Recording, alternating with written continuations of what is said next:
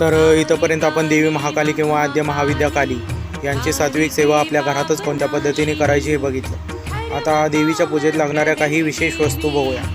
प्रथम आपण देवीचा भोग किंवा देवीला दिली जाणारी सात्विक बली हे काय असतं हे बघूया। मुंडमाला तंत्रानुसार जर आपण घरात महाकाली किंवा काली देवीच्या कोणत्याही रूपाची पूजा करत असेल तर देवीसाठी दही, दूध, शिजलेला भात, साखर घातलेला पायस, मध घातलेला पायस, नारळ पाणी, साखर आणि अद्रक यांचं पाणी, केळी, तांदूळ भाजून केलेला भात किंवा पिठापासून बनवलेले विशिष्ट आकृती या देवीसाठी बली म्हणून देता येतात। तसेच लिंबू, नारळ, कोहळा, ऊस, जायफळ या वस्तू देवी काली यांना बली म्हणून अतिप्रिय आहे।